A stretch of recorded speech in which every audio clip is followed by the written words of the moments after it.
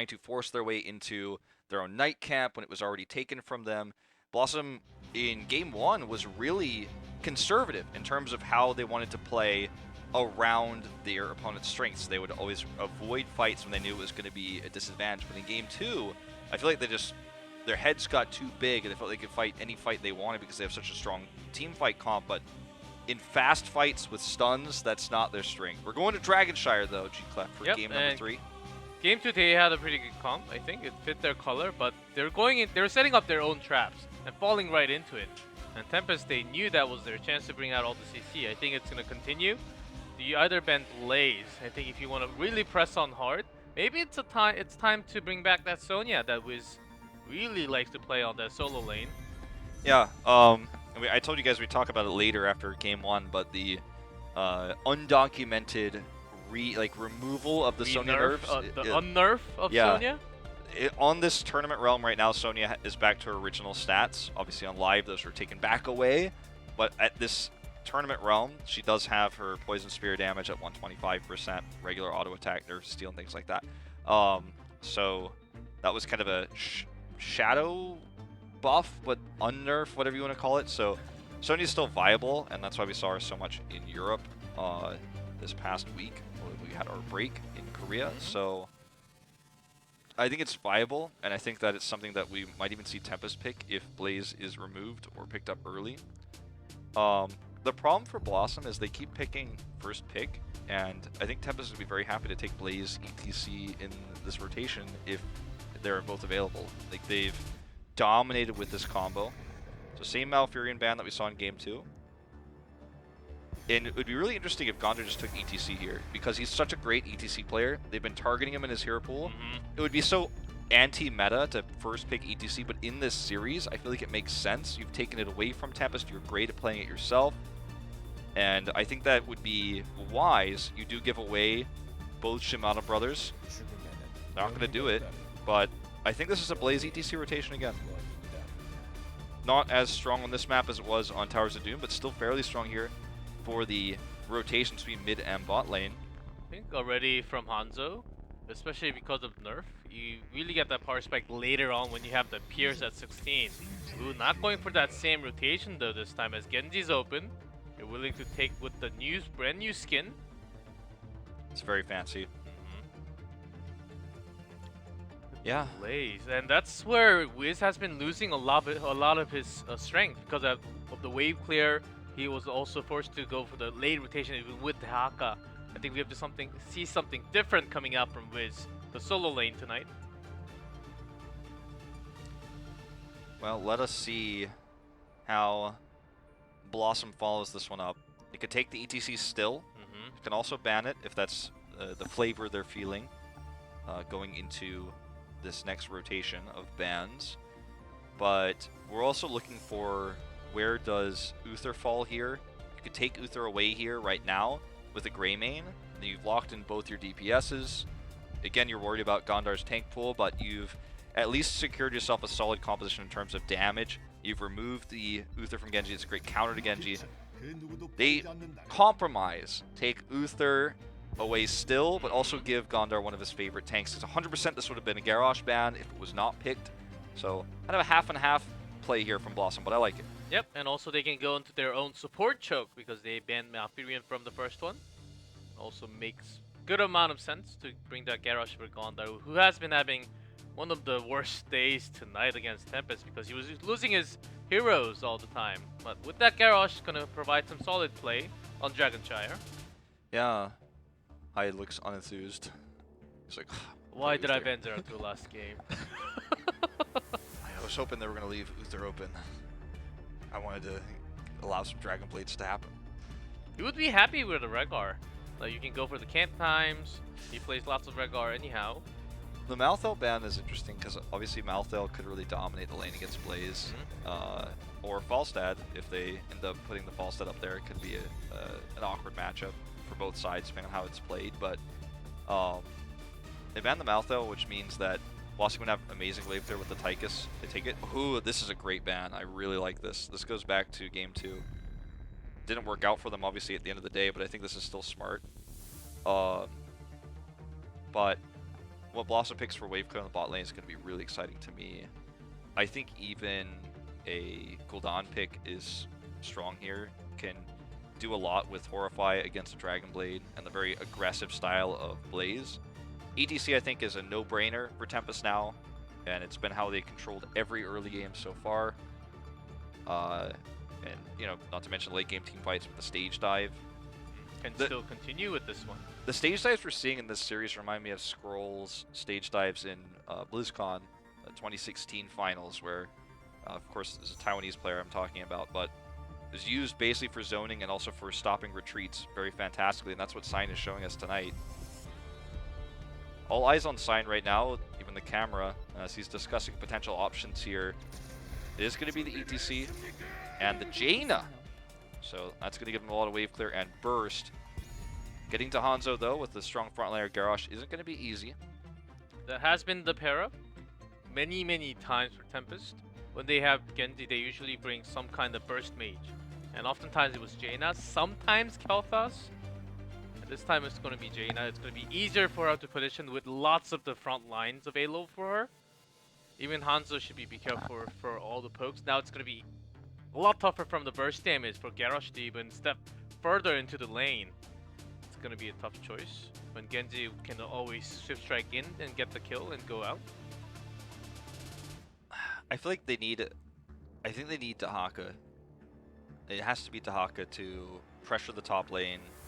They're going to have a tough time against the double CC from Blaze ETC. Go figure, you know, surprise, surprise, they picked it again. Who would have thought? Dahaka can at least mitigate that because Tempest doesn't have the false dead this time. There's the Dahaka, and Greymane's going to be there for further wave clear. I thought we might see Gul'dan just simply because he's so strong against Genji and the aggressive forward diving style of the frontliners Blaze and ETC. But Greymane's great for wave clear too, and he's also especially good against Jaina. So if he can get into a position where he can catch Jaina, if Dahaka does a good brush stock, it's a grab, or Garrosh gets a toss, there's a lot of things that can go wrong. Perfect. The silence, along with the CC pair, will guarantee them at least a single kill when they are fighting in those small choke points. That's exactly what they're looking for, and Genji will have tons of fun with that Dragon Blade. I think that this early game is going to be hell for BlossoM. They are going to really struggle. Once the Shrine comes online, and we could see a little bit of contention from Dahaka, for example, versus Blaze, who's not really going to necessarily be spending all of his time in the top lane. In fact, we might even have solo lane ETC for quite a while in this game, I think. We'll see how it plays out, but once the Shrines come online, obviously there could be a lot done with Dahaka. He struggled on Towers of Doom, Sky Temple to find a pick because the protection from Sign and Good was always there. They were always in position to kind of punish that type of play. But I think that BlossoM's main objective should be in the early game just to play safe. If for example, Tempest is going to try to take the neutral Knight camp, you just let them have it, because as we saw in the last game, if you try to fight over these camps against the ETC Blaze, you're going to have a bad time. Yep, that's exactly what they're trying to do. They're trying to punish the rotation, camp timings. I think Tempest is the one that's going to look for invade instead.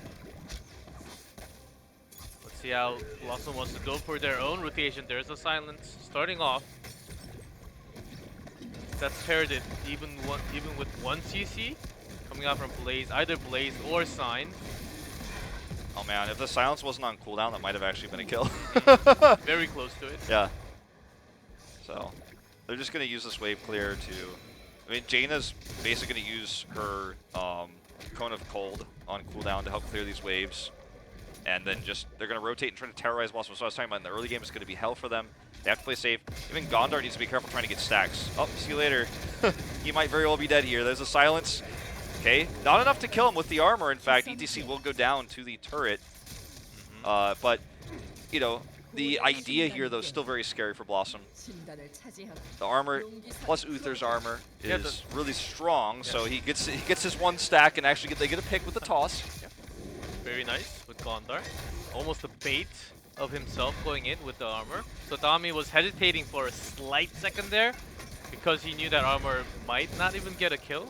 So he went in a second too late. By that time, Sai was dying inside. So that's what happened in that skirmish. Camp's taken at the exact same time for both teams. Dahaka trying to soak a little bit mid here. Wiz is coming in, but we'll definitely need to be careful about going forward any further than he has. Is going to be the Sunshine controlled for BlossoM, as Blaze is kind of up there alone. Garrosh rotating up. This is a really risky spot for Good right now, but we'll see if the rest of the team gets there in time. Dami coming through here. Spell armor on both sides here in this Venn diagram as well, so that makes it such a crazy fight that we're watching. Silence coming down to Modern Life. And it looks like this is going to be a pretty neutral fight with the wave clear for Tempest, though. They just barely went out. They were able to stop the Unleash in mid. And, you know, when the dust settles, it's pretty even. Oh, although as soon as I say that, Lockdown does get picked. Can they make it a trade? I don't think so. Sign's coming in. Can he get that power slide? It's perfect. They need to get a pick here. Nasong will go down. Oh, they're just going to eat these heals. Get some stacks. He's getting body blocked here. Gets a toss off. 15 armor at the moment, and he will eventually go down here. 44 armor going to help him stay alive for a little bit longer, but... The entire team is on to chase. Oh my god. Shurikens actually heal him when he has that 50 armor. Alright, so... fairly even trade in terms of the fight. Both the solo lanes here, Wizbot and Good Top, are pushing the cannon towers at the moment. So this is the closest game we've had so far. We're only 3 minutes into it, but BlossoM is holding their own. Yeah, 2-2 Gondar's Garrosh surviving for such a long time, especially when Jaina dies. That is going to be the best time for Gondar to survive, because lots of the skill damage, basic attack damage from the rest of the team except for Jaina. I think Gondar is going to be happy to take all those damage. Yeah, I mean, think about the auto attacks of Genji, ETC, Stukov. Like, these are not concerns. Oh, knocking him right back into the maximum duration of that silence. Will, of course, escape because of the reasons you just mentioned. But that was still really well done. If it were any other hero, it'd be dead. Okay, we do have an unleash potential here for Team Tempest. Sign here, looking for a good power slide on the retreat, right into the Blizzard and the silence. Will they burst down Garrosh this time? He looks for the heal. He does finally go down here. Lockdown gets dragged, but the power slide, or sorry, the face melt will save him for a while until Scatter Arrow comes out. And this is actually going to be a one trade for Team BlossoM. Look at that second pick. Will tie up the talents, and because Nasang is here in mid, Dami's too low, they are going to prevent the Unleash. They bought a good amount of time. Even if Gondar dies, he buys a lot of time. He eats all the skill shots from all 4 or 5 players of Tempest, and that's doing his job already. Yeah, if this were a Hero League, like, he would have the shiny portrait, because, you know, that a lot of the time when you play tank, like, if you take a lot of damage, it's always like, it's all flashy and on fire. It's like, wow, he tanked a lot of damage. Like, whoa, it gets all flashy. That would be him right now. That's what I feel all the time. Like, what did he do? But he's on fire for some reason. Yeah. From like level 3 and stuff. Exactly. That's what Gondar is right That's now. what he would be if we're in Hero League. Cancelled. Cancelled here for just a second. It's just enough time. I really like that they take the neutral camp during this. They pushed mid, and the neutral camp here is going to make it so easy to hold on to this shrine. There's an opportunity now for BlossoM to unleash, because the wizard is actually staying alive. They actually continue to heal the wizard so that the rest of the minions get that spell armor here. This is buying so much time. Unfortunately, they're not able to capitalize on it. Dami coming into the back line here will get pushed away. Interesting deflect timing there to try to stop the scatter arrows. By the way, it was announced Scatter Arrow is going to get removed from Overwatch. Feels weird when have 2 Overwatch heroes that get changed in Overwatch, that like their identities in heroes would be a little bit weird with D.Va not having missiles. Is it going to be the same in Heroes then? Well, it didn't happen to D.Va, man. She still doesn't have missiles in Heroes. They need to add that ASAP, man. Oh, let's see. She needs to get higher tier. That's what we need. Still pretty high in an A. Yeah, that's true. Just ask Roll 20, man. Don't ask Tempest about that one. Yes. Especially Tempest. Warhead Junction? Oh, never mind. That's not even in the pool anymore. Ah, Warhead Junction. Good times. Depending on who you ask. Well, low time for both teams. Now they have Taunt, which is even greater, but better against Genji. Yeah. But Jaina has been having a very tough time in this game against Garrosh. Although even more CC available now, and also ETC against Garrosh. It's very tough to actually power slide in and out. There's that isolation and secures the kill. Perfect CC combo there. Okay, that was where'd that arrow going? Random arrow flying by. Was that Sergeant Hammer like BFG or Dami's gonna narrowly escape death here? They got a pick, but I don't know if they can really capitalize on it. Look at the top lane. Like this time they don't have a camp to take neutral, but they could have invaded to steal Siege Giants. They're a bit slow on that, and if they try to do it now, they're gonna be. I think it's a terrible idea. So they get a kill, but they lose top wall, and they're losing a lot of damage to the fort. They took a slight experience lead, but they didn't gain anything from it. In fact, they didn't even get their own camp very quickly here. So capitalization on the first time they got those picks to control the shrines and push the bot was really smart, but to get the obviously night camp. But this time they don't really get anything from that kill on ETC. In fact, I feel like they kind of lost more than they gained with that top push. And now with that stage dive, I think they have more than enough. Actually, a better tool than Dehaka. They have been trying to bring Garrosh down in lots of ways. Maybe this is their time to win. There's a taunt, and okay, that's Dragon gonna be a Blade. kill. Here comes the follow-up stage dive as well for the slow here. Wiz does get caught and killed. That's 2 deaths for BlossoM, and an already pretty disastrous situation. This may be the first Dragon Knight of the game. See Jaina rotating up top. Not even going to deal with that minion wave, wants to go straight to the Dragon Knight. Greymane's coming up there, so Modern Life going to try to challenge this, but this is a risky situation with ETC as well. I think actually Modern Life barely gets the kill, but I don't know if he gets out alive. Assigned body blocks correctly. He's already used his power slide. Looks like he will. Oh, well, maybe I spoke to some good. Stun connects. Okay. There's a Dragon Knight I was talking about. Good idea to send Greymane up there, but just outmanned. Oh, good use to play lots of Greymane also. So knew exactly what he was going to do. The jukes were not even close to bring him back to life there. He had no escape. I feel like even if Lockdown had like waited one more second, knowing what was going to happen, might even been able to survive. But the end result is they get the Dragon Knight. So this game is for the first time really going to be a massive lead for Tempest. You know, it's been a pretty even game. All things considered, especially with BlossoM getting a lot of kills, just not capitalizing as well as they could have. But now Tempest is going to take a whole level lead to get a structural advantage here. Look at the commitment to actually try to gank Dehaka right now. Even coming to the stage dive, Wiz is dead. Gondar going to get shoved away here, and they're just going to walk out safely. Did you see something flying by? No, wait, what do you mean? No. Wait, what? I saw a giant arrow flying by randomly. Oh yeah, no, I try to ignore it. Hanzo's not even close to the team fight. Well, and I mean, you know, when you're desperate, you gotta shoot these arrows out. But wasn't gonna be enough in this case. Okay, not enough due to it's a lot of damage there, but we'll survive. And now this nightcap should belong to Tempest. There's the shove, and Gondar cannot find an escape. Divine Shield. He's gonna actually live for a long time, but Bunker just gonna counteract all of this. Gondar gets stunned. Dragon Blade gonna get enough burst to finish off Garrosh here. Finally, there's the second kill for Dami. Even though ETC died, just too much damage here. They can't live through it. That Bunker again was just so well placed, so well timed. It's a dead fort as even the water elemental gets involved. So 2 forts down now for BlossoM. This game is starting to get out of their hands with the nightcap that they could have taken earlier. They got the kills instead. Now they're going to take it. Now it becomes really hard for BlossoM to make their rotation.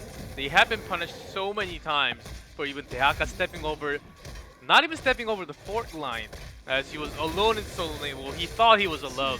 There's the stage dive, the utility from the entire team of Tempest. They have so much CC, the silence. Even Dehaka, even Garrosh dies to that. Yeah. Look at the push now. Like, they're just going to grab the siege camp and then try to cut off anybody who comes down here. And just like we saw on Sky Temple, with the spell armor reduction from the wizard and the siege giants super far at the back, you can't really easily deal with this. Even with Hanzo and Greymane on your team, it takes so long to clear with the cocktails coming through. And this is just an easy way to get a free keep wall, maybe some picks if somebody messes up, and there you go. Hanzo's dead. Bunker here for the big push. This is going to be a keep And right afterwards, maybe a Dragon Knight. Could be more. Here's the stage dive. Another silence from Good. This is nearly a team wipe, G-Clef. He doesn't even need the mosh pit. What they need is more damage, and that's why he picked stage dive along with the CC. They have the pair, and they're going to end the game here.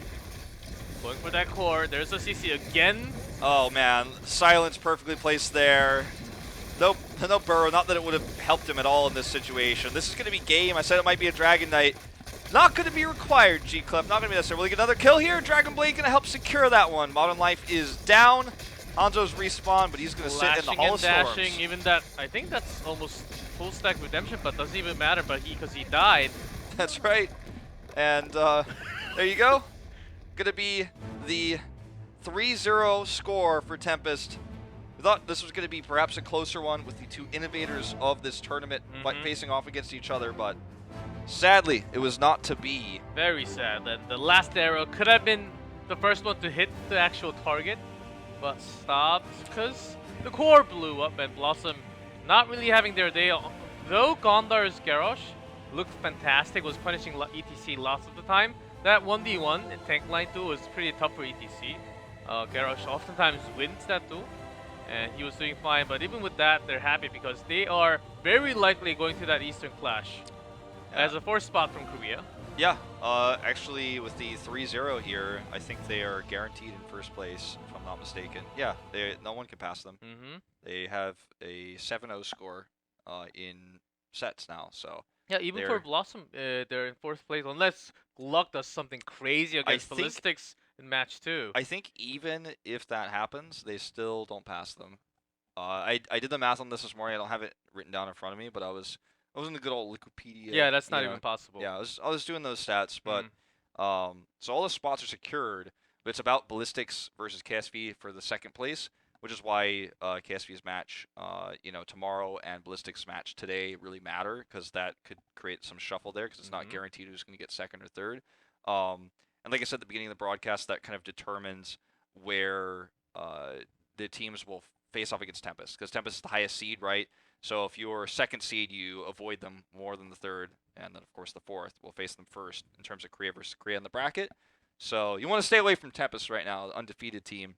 So that 2nd, 3rd place spot matters. You'll face them eventually, assuming Tempest continues to win, but you get that extra little gap. Yep, they got that 7-0, the first perfect one from Korea for Tempest. It was usually Ballistics, or back then MVP Black. Tempest was always the 3rd one, sometimes in 2nd place, but always ended up being the 3rd place spot after those two teams. Now they're standing in with the perfect score after defeating KSP from the day number 1. Yeah. And then even Ballistics, they are unstoppable right now. May even go into Eastern Clash and destroy the entire Asian region. Sure. I mean, it's definitely possible. When we saw Tempest defeat KSB at the beginning, we thought, okay, might have been a fluke. Their strategies are pretty cool. The very I like what they were first day. thinking. Yeah. And then they just kept winning everything. So it's been a pretty crazy ride. Like, Tempest has never had an undefeated season before, and this obviously is just the first part, so the season's not over. They're not undefeated technically yet, but I mean, it could happen. It absolutely is possible that Tempest walks away with an undefeated regular season if this continues after Eastern Clash. So Towers of Doom, Sky, and Dragonshire, we have our 3-0 score. We're going to take a look at some highlights in just a second, and then, of course, eventually we will have the interview with the MVP. Who's your MVP tonight? Because I think I actually might have to say Good. It was either Good or Sign for me. I do agree. I think his Blaze, his jet propulsion, I do play lots of Blaze solo top. It's not the easiest skill shot to actually land, because there's the initial delay.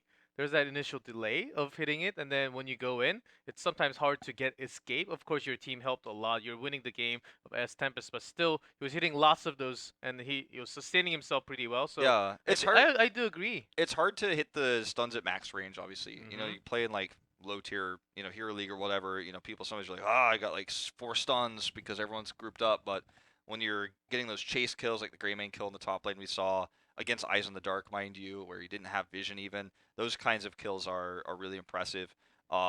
His mastery of the hero, his bunker placements, everything was really good. No pun intended for this guy. So he's my MVP for tonight, definitely. And we'll see if we get an interview with him Remember this guy, of course, former Mighty player, and so played with a lot of the members of his opponent's team actually in the past. And I like seeing Good on this solo role because it gives Dami so many different opportunities to play carry heroes like the Greymane, which he's always been so good on. And I think that's part of the reason why Tempest is so strong this season, because Dami doesn't have to ever play the solo queue or the solo lane role, which I think that Dami was good at, but I don't think he ever enjoyed. So I think there was a certain cap to how much he could go That and is grow true, there. and he didn't even play the Haka sometimes when he was switching roles in Honkono. But I think tonight's match for Tempest. Oh, look at this. Oh my god, we have to watch this again. Yeah, this Silence the root. Oh, Divine Shield for Modern Life, but he's like, I'm getting out of here! That was the sickest part of it. That's probably, we're not going to see anything as cool as this for the rest of the night, guys. Spoiler alert. That was the best thing we're going to see tonight. Maybe a better one for Ballistics. You never know. There's that CC chain onto Stitches, getting that Divine Shield out. But I think this really showed a good understanding of why Tempest is excelling so much in Korea. They didn't do anything flashy like a crazy pick or something else that they were hiding, because of course you want to use that at the Eastern Clash. But the understanding of their draft, the meta, what's the best hero, how they can utilize the draft and the rotation. This was another one of those situations, by the way, not to cut you off, where we have BlossoM attempting to invade against the Blaze ETC and failing at it. Nasang was the first to die in this fight as a result. Just not respecting the composition sometimes was a bit of a challenge. A little bit easier with finally, Gondor gets to play his Garrosh. Took me a minute, that word wasn't coming to me. Garrosh makes it a little bit easier to do this, but again, good with, look at these stuns, the bunker perfectly timed to mitigate those damages coming out, forcing the retreat from BlossoM as Dami's just flying around with the Dragon Blade flailing. And, you know, we had a pretty straightforward series here, to be honest. The drafting was intelligent for BlossoM. I really liked it, especially Game 2 for Sky Temple. But the usage of the draft was just simply not... It wasn't... I think the dream for the draft for them was different than what it was supposed to be. But we have an interview, and it is good! Our MVP today. Good choice by our Korean commentator. Jigup's going to translate this interview for you guys, so check it out. The one who plays Blaze oftentimes today. Here we have Good at the interview zone. 네, 일단 사실 가장 중요한 건 지금 확실하게 1등을 마무리했고 그리고 승리를 하게 됐는데. And the most important thing is that you guys secured the #1 spot from Korea. How do you feel? 1등을 처음 해봤는데 It's my first time being in the first place, so it feels really great. 네. Yes. 저 익숙해요. Yes, it feels 선수 great. 때문에 굉장히 익숙하고 이게 지금 화면에 나올 때 잘 안 보니까 좀 더 위로 들으셔야 될 것 같아요. Of course, you have to hold that on the logo. 이제 사실 오늘 같은 경우는 ETC와 블레이즈가 3번 나왔어요. 총 And 3번 we had 나오면서 ETC 방해도 Blaze 하지 않고 combo 스테이지 from Tempest 함께 3 times. 포커스화로 좋은 모습 보여줬었는데 아무래도 뱀픽 같은 부분이 한조와 그레이메인 그리고 겐지 이런 식으로 좀 나눠 먹는. And oftentimes, Genji Hanzo Greymane used to be the top tier and the top pick. 네, 지금 패치되고 유럽에서 평타 블레이즈가 많이 나왔잖아요. But with the newest patch with Mayem, 블레이즈가 지금 메타에 너무 좋은 것 같아서 I think Blaze right now, and we saw lots of builds. Even Good was playing on that basic attack build. 쓴 것 같아요. I saw those matches from EU, and I think that really helped me playing Blaze tonight. 해피히오스 하면은 해파리 선수가 템페스트에서 열심히 좀 각오로 임하면서 근데 아쉽게. And when we talk about happy heroes, 네. time, HGC used to be the one playing, but 이런 부분이 you joining the team, Tempest is excelling so much. 아, 어느 정도 있지 Do you think you 않을까요? coming into the team is helping a lot? 1등을 했는데 이번에.